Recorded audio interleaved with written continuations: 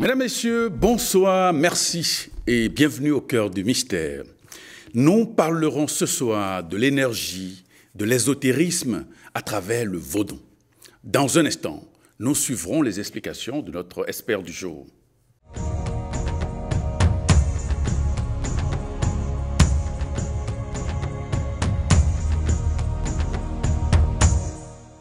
Et nous recevons ce soir Majesté Dioma Mousso. Il est cherchant en ésotérisme et tradition endogène. Majesté Dioma Mousso, bonsoir. Bonsoir, mon cher ami Noutéou. Merci de venir une nouvelle fois dans cette émission. C'est à moi de vous remercier et de remercier tous les téléspectateurs qui ont souvent eu envie de m'écouter. Merci. Voilà. Alors, qu'est-ce que c'est que le vaudou, Majesté Dioma Mousso? Alors, question pertinente et perplexe. Le vaudou, nous ne pourrons pas expliquer ou définir le vaudou en le paraphrasant juste. Alors, nous allons expliquer un contexte. Oui, les humains dans la nature sont confrontés à différents problèmes, aux vicissitudes de la vie. Et la recherche d'un secours, d'un être suprême pour aider à régler les problèmes tant spirituels et les objectifs matériels fait que l'homme cherche à se rattacher à Dieu, d'où la religion. Alors, un peu comme le christianisme, qui est l'une des religions les plus anciennes autour du Christ, a un document qui est la Bible. Et cette Bible-là proclame un prophète qui est Jésus-Christ. Et à travers Jésus-Christ, on peut se mettre en contact avec Dieu, demander des grâces à Dieu, et demander des bénédictions, faire des prières à travers Jésus-Christ, à travers les principes et les procédures et les mécanismes établis par la Bible, pour se mettre en contact avec Dieu. D'où le christianisme. Alors, le christianisme, en résumé, est une religion qui a un document fondamental qu'on appelle la Bible et qui a un prophète qu'on appelle Jésus-Christ. Alors, revenons à l'islam. L'islam aussi est un mécanisme par lequel les gens au Moyen-Orient se mettent en contact avec Dieu, demandent de grâce à Dieu. Alors, l'islam a un document de base, qui est le Coran, et un prophète, qui est Mahomet. Et nul ne peut aller au Père sans passer par Mahomet. De la même manière, toujours dans l'Asie, nous avons le bouddhisme. Le bouddhisme qui a un prophète aussi, qu'on appelle le Bouddha. Alors, on ne peut aller à Dieu sans passer par le Bouddha, sans respecter les principes fondamentaux. Les Africains, en Afrique, ont inventé, alors toute religion étant l'apanage de l'homme, la nature, le monde a existé avant les religions, et ce sont les humains qui ont fait les religions, qui ont inventé les religions. Donc en Afrique, le désir de se mettre en contact avec Dieu s'est imposé aussi. Alors, les Africains, eux, se sont résolus du moins à se dire que Dieu ne peut pas être représenté par un humain sur terre. Alors, mais ils ont pu avoir connaissance qu'il y a 4 éléments qui gouvernent la nature, qu'est l'eau, l'air, le feu et la terre. Alors, ils se sont dit que la nature même est déjà Dieu, est déjà une représentation grotesque de Dieu. Alors, d'où l'assemblage des 4 théogonies mères, pour ne pas dire les énergies qui se retrouvent dans terre, dans l'eau, dans feu et dans air, qui sont assemblées. Alors, qui ont constitué un autel que nous appelons le vaudou. Alors, c'est à travers certains principes de base à respecter, certaines procédures, certaines formes d'attitude ou de carburant qu'on offre à vaudou et on demande des grâces à Dieu à travers vaudou. Pour ne pas dire le prophète des Africains, c'est vaudou. Et vaudou est celui ou l'autel par lequel il faut passer pour communiquer avec Dieu. Alors, partant de ce principe, le vaudou est parti de cet exotérisme endogène qui a été étudié, perfectionné par des spiritualistes. Alors, c'est fait établir de dogmes. Et du dogme, c'est révélé la religion vaudou. Donc, vaudou est parti de l'exotérisme endogène, alors pour devenir une religion. Alors, nous n'allons pas nous attarder sur le mot vaudou. Alors, sinon que, bon, vaudou, il y a beaucoup d'histoires autour qui ont amené à l'appellation vaudou. D'aucuns vous auraient dit que c'est un mot venant des Ewe, du constat linguistique Ewe ou Ewe ou Miladjevo, Dowanudu. C'est une forme de rassemblement autour des lois pour accoucher des solutions aux différents problèmes que la nature nous impose, qu'est le vaudou. Voilà ce que nous pourrions dire. Très bien. Alors, comment est-ce qu'on peut différencier vaudou des autres pratiques comme le beau, la sorcellerie? Bon, revenons même d'abord au vaudou pour dire par approche comparative. Oui. D'accord. Le vaudou, lui, n'a pas de prophète humain. D'accord. Le vaudou est déjà le prophète. D'accord. Le vaudou n'a pas de document de base. Des jours à venir, le vaudou peut avoir de documents de base parce que l'uniformisation du langage vaudou s'impose de jour en jour. Parce que ce qu'on appelle vaudou, on l'appelle vaudou. Lorsque vous prenez la côte ouest africaine, le Nigeria, le Bénin, le Togo, le Ghana, il y a un constat linguistique où tout le monde dit, voulant parler de la langue dans laquelle nous nous exprimons comme dialecte, on dit aider, B. Donc, les pays partageant le constat linguistique B utilisent vaudou. Mais vaudou, même quand on vient au Bénin, il y a dans d'autres localités du Bénin, dans d'autres ethnies, dans d'autres groupes ethniques du Bénin, où ce qui est pratiqué, c'est le vaudou, mais ça n'a pas nom vaudou. Ainsi donc, le vaudou est en Côte d'Ivoire, au Ghana, au Gabon, dans tous les pays d'Afrique, il y a le vaudou. Mais il porte d'autres appellations. D'accord. Bon, revenons à votre question. Oui, qu'est-ce qui marque la différence entre vaudou le beau et la sorcellerie? Voilà, ça c'est une question précieuse et épineuse. Le beau, ce que les Occidentaux ont chosifié de gris-gris, d'accord, n'est rien d'autre que, vous savez, les éléments de la nature, d'accord, ont des vertus. Et l'homme, recherchant l'équilibre social, puise ses recettes, ses ressources dans les éléments de la nature qu'il exploite. Alors, chaque élément de la nature a sa vertu. Donc, le beau n'est rien d'autre que la manipulation de la vertu des éléments de la nature assemblés qui cristallisent une énergie vecteur. Voilà, pour une mission donnée. Donc, on peut dire que le beau, c'est de la magie. Bon, quand vous dites le beau, c'est de la magie, on ne peut pas dire non. Alors, parce que comment les énergies sont canalisées et aboutissent à un résultat, le beau est de la magie pour ceux qui sont des profanes. Mais ceux qui sont initiés. Ceux qui sont des chercheurs, ceux qui connaissent la vertu des éléments de la nature n'y trouvent pas un mystère. Lorsque vous réunissez par exemple le sel, d'accord, plus l'eau, le sel a une vertu, l'eau aussi a une vertu. Vous les mettez ensemble, ça cristallise pour donner un goût qui est une forme d'énergie. Alors, c'est un type de beau. Et seul celui qui connaît la vertu de l'eau, plus le sel de cuisine, NaCl, peut comprendre qu'on peut les mettre ensemble et boire. D'accord. Mais de la même manière, celui qui connaît la vertu de l'acide chlorhydrique et aussi peut-être de la soude, peut comprendre que les deux mises ensemble ne peuvent pas être comestibles. Alors, chez celui qui compose le beau, il n'y a pas de mystère.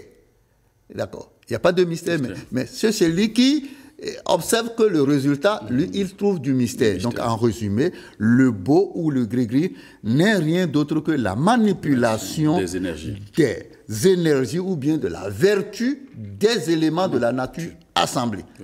Ça passe. Le vaudou.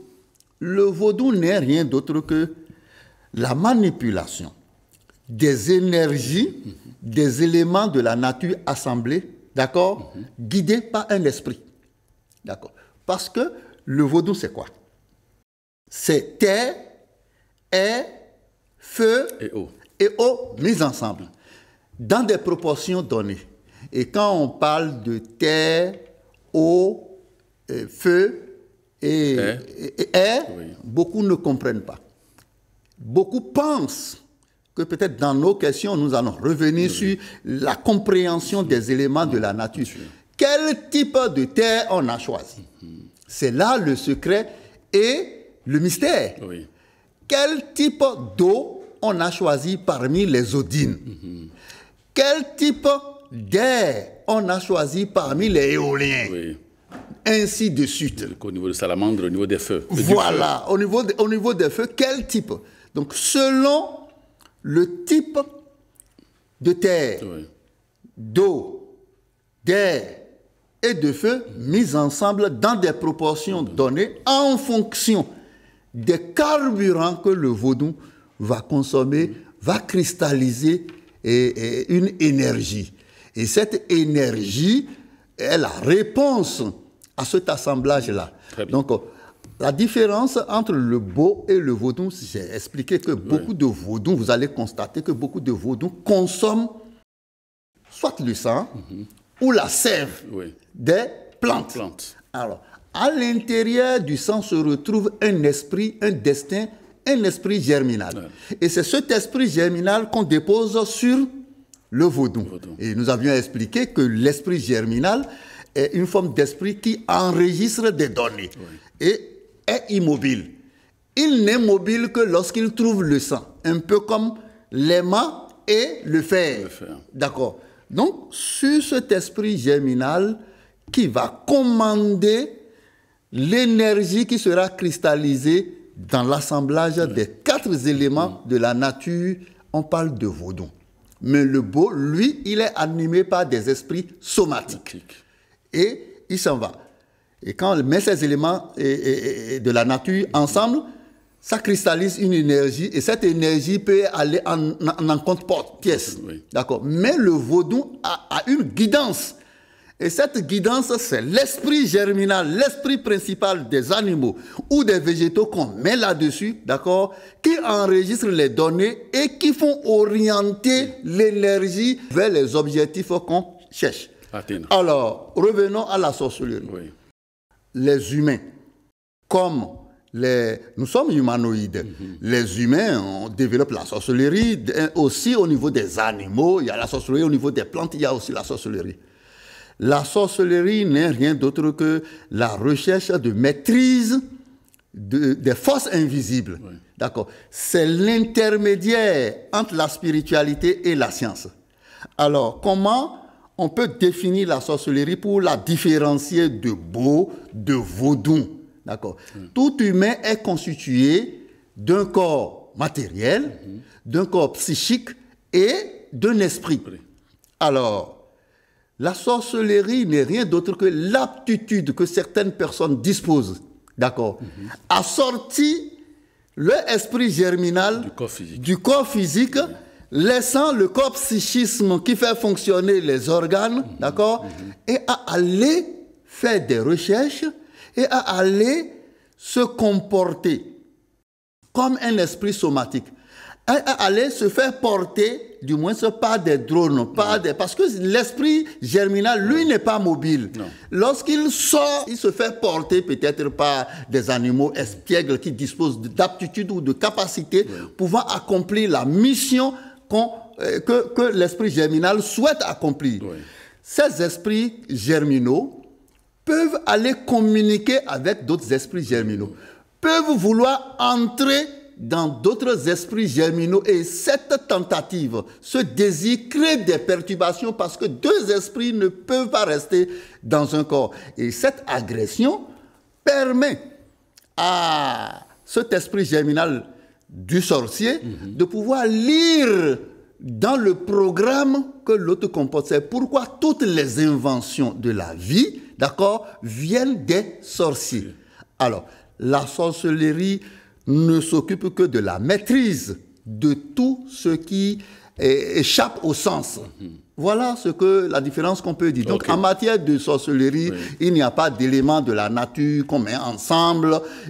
Non, c'est l'esprit germinal qui fonctionne. La preuve, c'est l'homme qui fait les découvertes. Et la sorcellerie, c'est l'aptitude que disposent certaines personnes à lire dans leur propre programme pour l'activer, pour le transformer en réalité. Ouais. L'aptitude que certaines personnes disposent à pouvoir lire dans votre programme et le rendre possible ou le rendre impossible. Quand on parle de sorcellerie, ça fait dresser les cheveux. Et puis, les gens pensent que c'est orienté pour détruire. C'est-à-dire que quand l'esprit germinal, comme vous l'avez dit, quand ça va visiter un autre esprit germinal, il essaie de déstabiliser la personne. Et sur le plan physique, on note des défaillances, on note des problèmes, on note des malaises au niveau de cette personne-là, dont l'esprit germinal a été malmené par un autre esprit germinal, disons, qui s'est téléporté dans la personne. Non. Et la sorcellerie n'a pas pour objectif de tourmenter les gens. Non. Cette aptitude, certaines personnes peuvent l'acquérir comme on peut la donner à certaines personnes. Il y a des rituels bien précis qui permettent de transmettre cette vibration à d'autres personnes. La sorcellerie n'est rien d'autre qu'une aptitude qui devrait permettre aux gens de faire beaucoup plus d'inventions, de découvrir ce qui est invisible. Si bien qu'au fond, les concepts comme la réincarnation, la guérison, les rituels et les cycles de vie ne doivent pas être perçus comme de simples concepts abstraits au niveau de la sorcellerie. Mais ce sont des outils de navigation dans un monde complexe où lorsque nous observons, l'invisible est pratiquement aussi réel que le physique en matière de sorcellerie. Donc, il y a toute une différence entre Bo, qui est gris-gris, Vodou, qui n'est rien d'autre qu'une déité conçue, qui est guidée par un esprit germinal ou plusieurs esprits germinaux, et la sorcellerie, qui n'est rien d'autre que l'aptitude que certaines personnes disposent à quitter leur corps physique et psychique, et à opérer un voyage. Et ce voyage-là, il leur faut nécessairement un drone. Donc les hiboux, disons, qui servent de drone, entre guillemets, ou de véhicules, les hiboux, les geckos, etc., leur rôle, c'est d'aller secouer d'autres esprits germinaux, c'est ça? Non, je ne dis pas, c'est pas le hibou qui est le sorcier. D'accord. Le hibou porte la vibration de l'esprit germinal parce que l'esprit germinal, lui, ne se déplace pas. Il faut le déplacer. C'est pourquoi quand il entre dans un corps, il développe toutes les capacités ou les potentialités pour permettre à l'humain d'utiliser ses organes, fermer ses yeux. Sinon, les yeux étaient déjà créés dans le plan psychique pour se fermer, pour s'ouvrir. Maintenant, lorsque l'esprit germinal entre dans le corps, lui, il peut à volonté conduire le véhicule IE. C'est pourquoi je parle de voyage, que ce sont des outils de voyage en réalité. Donc la sorcellerie est la seule arme qui nous permet de découvrir tout ce qui est invisible. De telle enseigne que l'invisible est aussi réel que le visible. Très bien. D'accord. Alors, quelle est l'importance de l'énergie dans les rituels vaudous et comment est-elle canalisée? Bon, lorsque nous ne pouvons pas parler d'énergie au niveau du vaudou sans parler des esprits. Parce que j'ai toujours dit, en matière de spiritualité, c'est une question d'esprit. Et même les énergies dont on parle, ce sont des esprits, en réalité. Et dans le vaudou, il y a deux sortes d'esprits qui constituent des énergies qui s'utilisent. Il y a des énergies somatiques, c'est-à-dire des énergies qui ne vont pas transmettre de matériel génétique ou de vibrations secondaires, qui ont une mission précise et qui ont une faible capacité d'accumulation de données. Et en dehors de ça, il y a les énergies germinaux, qui sont des énergies qui peuvent alors assumer des missions de contrôle sur des humains, sur le programme des humains. D'accord. Donc, c'est des concepts qu'il faut vraiment maîtriser. C'est pourquoi j'ai toujours dit que la maîtrise de l'esprit est cruciale pour des objectifs spirituels et matériels. Très bien. Voilà. Donc, en matière d'énergie, l'énergie peut être déclenchée par le regroupement d'éléments de la nature et ayant un objectif donné. D'accord. De la même manière, en matière de vaudou, l'énergie peut être cristallisée des éléments de la nature assemblés et être guidée par un esprit germinal qui est un vecteur de vie. Voilà. En matière de sorcellerie aussi, l'énergie peut être capitalisée par l'aptitude dont dispose du moins l'esprit germinal pour accomplir des missions. Voilà ce que nous pourrions dire. Alors, quel rôle jouent les esprits dans les cérémonies, par exemple? Oui. Dans les cérémonies, il y a des esprits qui jouent des rôles. Lorsque je prends par exemple quelqu'un qui est tourmenté par les maris de nuit, quelqu'un qui est tourmenté par, comment on appelle, Mamiwata, ou Dan, ou n'importe quel type de déité, alors c'est des énergies qui viennent perturber l'esprit germinal de la personne. Mais ce n'est en réalité pas une perturbation, mais c'est la recherche d'abri, la recherche d'un biotope favorable à l'esprit qui l'amène à s'acoquiner avec l'esprit germinal, ou pour ne pas dire l'âme de la personne, qui se met à proximité de la personne. Mais au début de la collaboration, il y a perturbation. D'accord. Je l'ai caricaturé une fois en donnant l'exemple du chien et de la poule pour dire que si l'homme, l'esprit germinal est l'homme, qui est perturbé peut-être par, comment on appelle, le mari de nuit. D'accord. Alors, s'il est perturbé par le mari de nuit, comment il est perturbé? Il y a une poule qui représente le mari de nuit là, qui vient le perturber. Lorsque la poule s'approche de la cage du chien qui est l'homme, qui est tourmenté, il y a une bagarre qui commence. Mais dans cette bagarre, la poule ne comprend pas pourquoi il y a la bagarre et le chien aussi ne comprend pas pourquoi il y a la bagarre. Alors que les deux ont intérêt à vivre ensemble. La poule débarrasse le chien des puces et des détritus alimentaires qui se retrouvent dans sa cage. Et ce faisant, le chien retrouve une santé. De la même manière, la poule, en s'approchant du chien, satisfait à son appétit vorace. Alors, mais au début de la collaboration, les deux ne comprennent pas. Du fait que les deux ne comprennent pas, une bagarre s'installe, une instabilité s'installe et un déséquilibre de vie spirituelle s'installe. Et la personne peut avoir ses activités qui sont basculées et il se retrouve au chômage ou bien il n'a pas un bon mariage et autres là. Alors, c'est cette perturbation qui crée ça. Maintenant, que fait l'homme spirituel au niveau des rituels?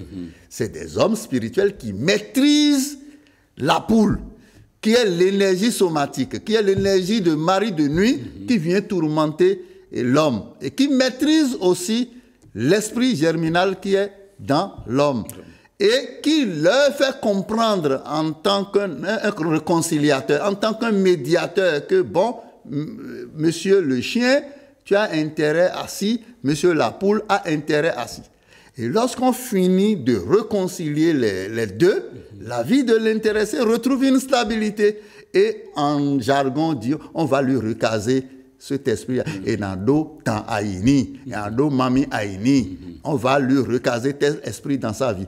Mais c'est possible d'isoler en matière de rituel l'esprit à la personne. Mais quand on isole l'esprit, c'est un peu comme un maïs que vous avez planté, qui pousse. Même si on ne lui donne pas d'engrais, il va produire. Mais ses épis ne seront pas aussi gros. Comment est-ce que les pratiquants du vaudou communiquent-ils avec les esprits? La communication avec les esprits, elle est facile. Le concept de réincarnation, je reprends toujours, le concept de réincarnation, de guérison, de rituel et les cycles de vie ne sont pas des événements isolés. C'est nos pensées, nos actions constituent un réseau d'interaction qui a des répercussions. D'accord. Donc, lorsqu'on parle d'énergie, il faut comprendre que l'esprit somatique, qui est constitué des déités femelles, quand je parle de déités femelles, mari de nuit, femme de nuit, mamie, tout ça là, c'est des déités femelles. D'accord. Mais les déités mères sont des déités qui se nourrissent de l'esprit germinal, qui fonctionnent avec le matériel spirituel de fécondation. D'accord. Ces deux esprits ont des aptitudes différentes. L'esprit somatique, qui est dans Mamiwata, enregistre des données, mais à faible capacité et est mobile. D'accord. Et quand on lui parle, il enregistre. Et quand il enregistre, il l'accomplit. Donc, faire des rituels à quelqu'un qui est tourmenté, du moins c'est pas un esprit, d'accord, c'est savoir faire enregistrer des programmes à cet esprit-là. C'est déprogrammer cet esprit-là. Et dans la déprogrammation, c'est de lui parler, c'est de savoir lui parler, c'est de disposer des codes pour lui parler. Et il accomplit le contraire de ce qu'il est en train de faire. C'est tout, c'est aussi simple. De la même manière, quand on parle de rituel vaudou, il faut que les gens comprennent. Il n'y a pas un mystère. Nous sommes convaincus que les éléments de la nature cristallisent des énergies. Chacun des éléments déjà cristallise des énergies. J'ai des filles qui vont me dire que l'eau n'a pas son goût. D'accord. Et à ses aptitudes. C'est ces aptitudes-là que nous utilisons. Et lorsque les aptitudes sont cristallisées, on les met ensemble dans l'intention de régler un problème, alors il faut une guidance. Et ce qui va guider, c'est l'esprit germinal qui guide en matière de vaudou. D'accord. Donc, la spiritualité au niveau du vaudou est très facile à expliquer. Et le fait que les gens se trouvent qu'on immole des animaux sur le vaudou, il n'y a rien de mystérieux. Et la caricature que je voudrais pondre maintenant, c'est quoi? Le vaudou n'est rien d'autre que l'in vitro de la vie d'un individu. Point. Il n'y a pas de chemin. L'homme dispose d'un programme qui est en lui, qui est son destin, guidé par l'esprit germinal. Il y a des organes à l'intérieur de l'homme qui rendent le sang permanent et perpétuel, aussi longtemps que l'individu vit. Et dans ce sang, le programme de vie de l'intéressé se développe. C'est la même chose. L'homme même, il est constitué de 4 éléments de la nature. Absolument. D'accord. Donc, le vaudou est constitué de 4 éléments de la nature et on y dépose l'esprit. Et quand on tue l'animal sur le vaudou, ce n'est pas diabolique, c'est l'esprit, le destin, la matière, esprit, programme de l'animal qu'on recherche. Mais vous mangez les poissons, les chèvres, alors vous les mangez, c'est ce qui est en eux que vous mangez. C'est ça qu'on dépose sur, comment on appelle le vaudou. Mais sur le vaudou, c'est l'esprit. L'esprit de l'animal. L'esprit qui est le destin de l'animal. Et je vous ai dit que quand on le dépose là-dessus, lui ne bouge pas. Lui, il est statique, il reste là. Et plus les esprits sont abondants, ils ont l'aptitude à enregistrer des données. Et quand ils enregistrent les données, vous mettez du sang sur les données que ces esprits ont enregistrées. Ces esprits commencent par tenter transcrire en réalité les vœux, les programmes que vous avez mis là-dessus. Très bien. Comme ça se passe dans les humains, c'est comme ça se passe hors des humains. La différence est qu'il n'y a pas un appareil qui entretient le sang. Le jour où il y aura d'appareil qui entretient le sang, les réactions de vaudou seront très efficaces et très rapides. Et quand vous priez, vous laissez des vœux sur un vaudou et à 100%, ça va se réaliser. S'il y a du carburant, ça va se réaliser. Et le vaudou, tel qu'on dit, accepte des carburants. Au nombre des carburants du vaudou, ça peut être le comportement vestimentaire, ça peut être des aliments, ça peut être la musique, la cloche que nous mettons, ça peut être de l'éthanol, ça peut être de l'huile de palme, ça peut être l'alcool.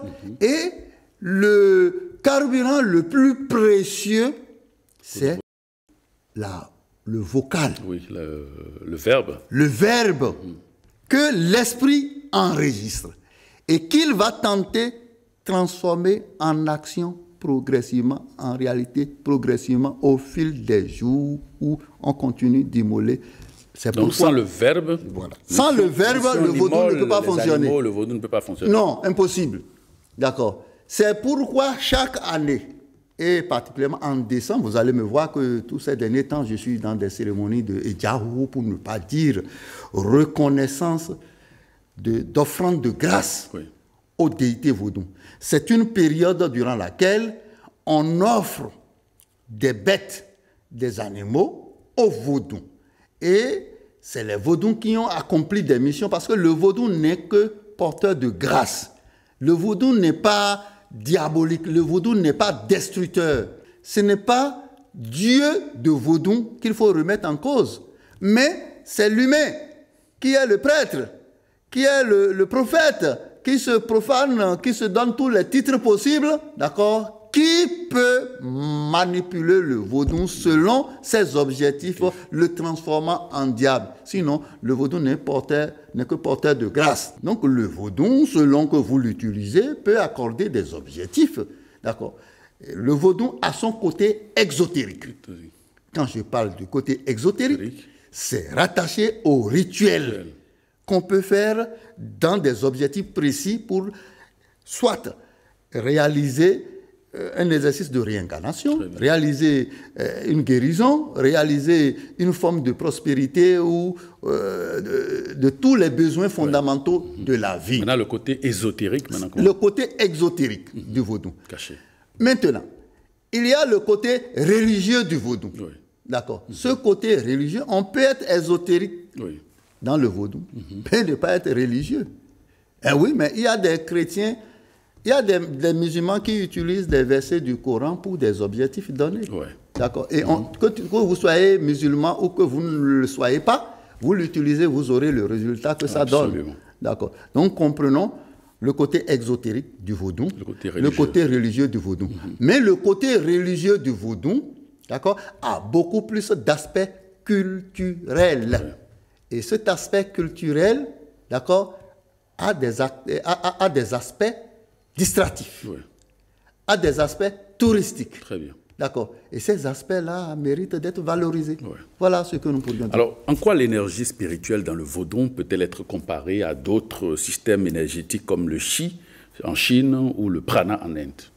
Bon, moi, j'estime que ce soit le Chi ou le Prana, comme on appelle au Japon, c'est les mêmes choses. D'accord.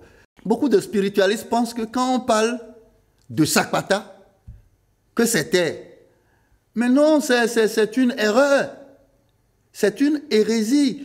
Sakpata est une virgule, est un élément, un petit élément de la terre.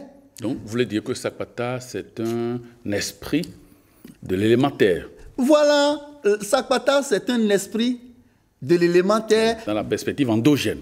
Voilà, dans la perspective endogène. Mais beaucoup confondent Sakpata à terre au complet. Non. De la même manière, quand on va dans les Ondines, les Ondines, les sirènes et autres. D'accord, il y a plusieurs déités à l'intérieur. Bon, maintenant, lorsque vous vous retrouvez dans un rituel et vous appelez terre, mais vous appelez plusieurs esprits. Plusieurs entités. Plusieurs entités, alors que l'entité dont vous avez besoin, c'est Sakpata. Vous comprenez? Voilà, ce sont les erreurs de la comparaison. Ce que les autres appellent Chi en Chine, ou Prana en Inde, il faut aller faire des recherches et comprendre avec précision de quel esprit il s'agit. Ne globalisons pas.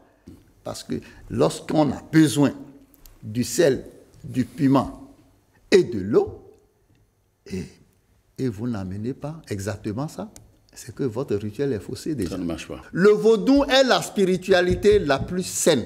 Le reste, l'opprobre a été jeté sur le vaudou. Sinon, toutes les formes de spiritualité de la vie se basent sur le principe des 4 éléments de la nature. 4 éléments. Et des esprits. Il n'y a pas de choses.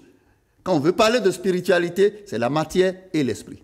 Le reste, on peut chercher à explorer le compartiment de la matière et de l'esprit, et aussi de la science et de ce qui est mystique. Très bien. Voilà. Alors, comment le vaudou se manifeste-t-il dans les rituels de protection? Le vaudou se manifeste dans les rituels de protection par demande de grâce. Voilà. Quand vous vous approchez du vaudou, d'accord, et on cloche le vaudou, on parle au vaudou, on lui demande des grâces.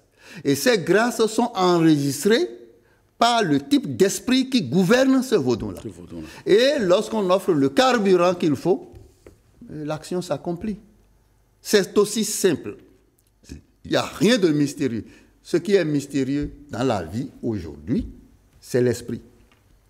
Que les gens n'ont pas pu maîtriser et saisir comme ça pour voir c'est composé de quel atome, de ci, ça, là.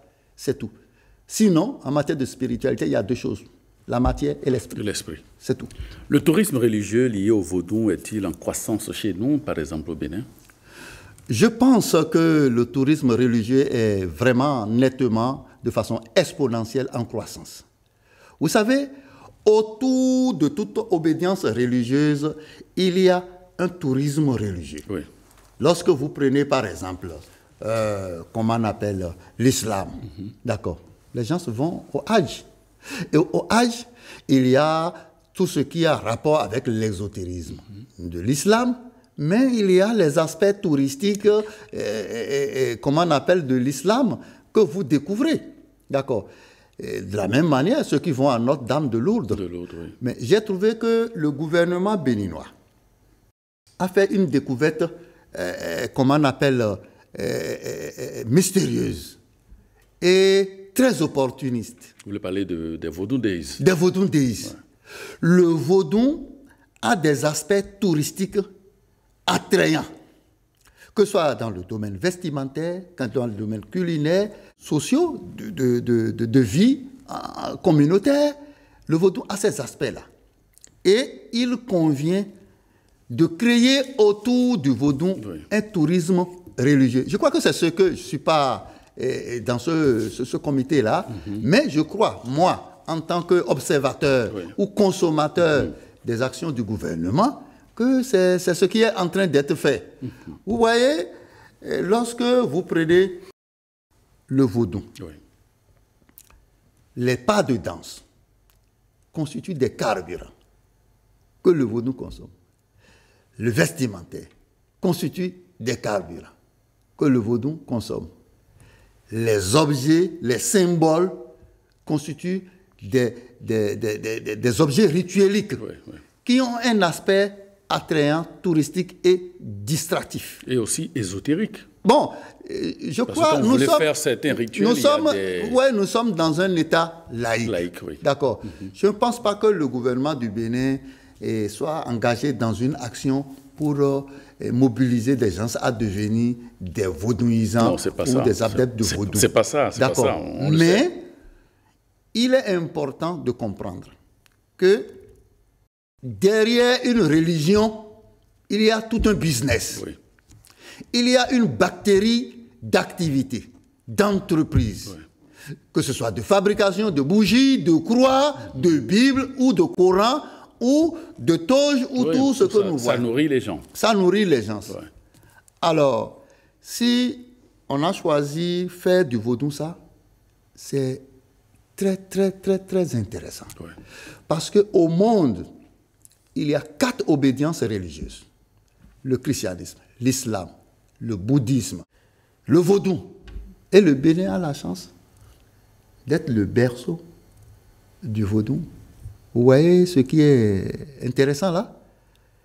J'ai dit, parmi les ressources naturelles de la vie, que ce soit les ressources sous terre, tout ce qui a rapport aux minéraux, aux diamants, tantalite et tous les bataclans qu'on raconte là, et les végétaux et les animaux, tout ce qui est ressources, et même les humains, tout ce qui est ressources là, ça peut finir.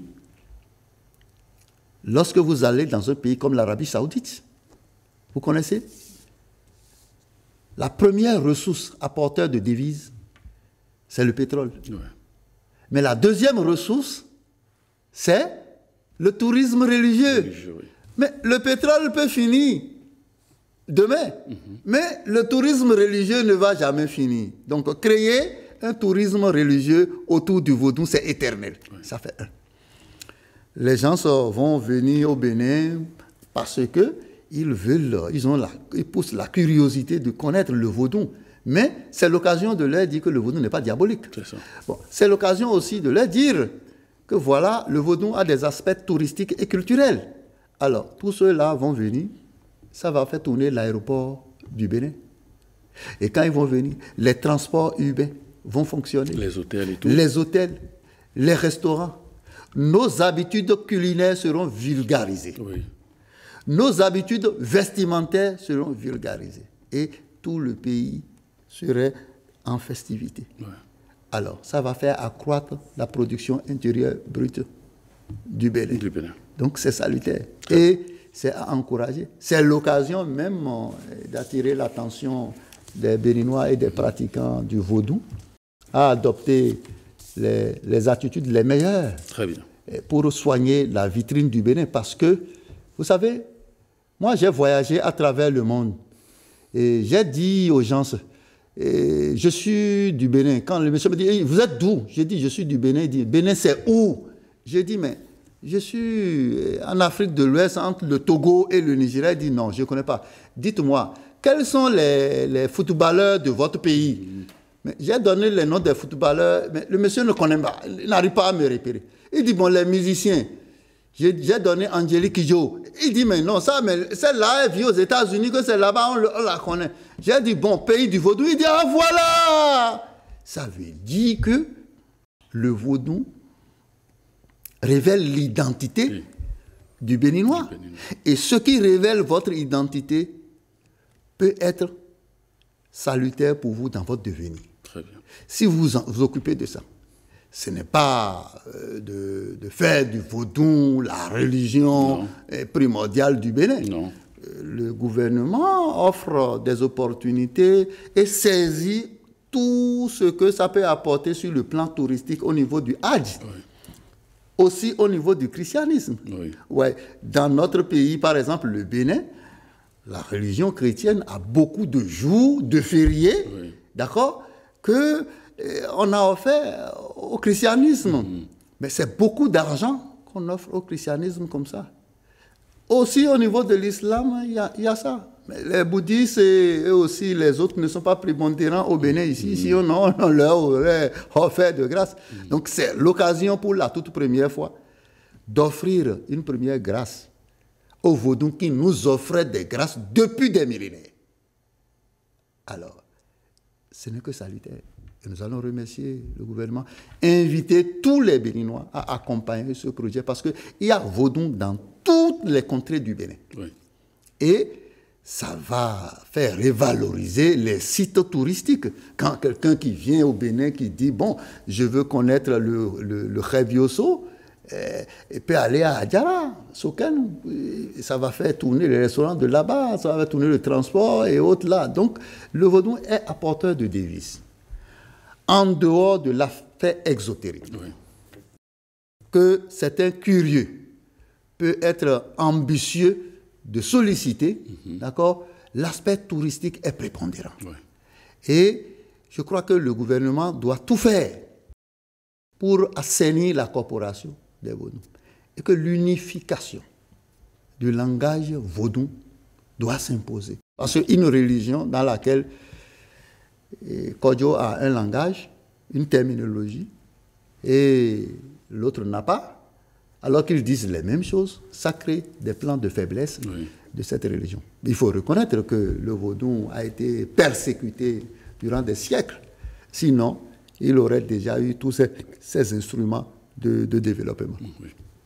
Voilà ce que nous pourrions dire sur l'aspect touristique et culturel du vaudou. Donc le vaudou est une religion au complet.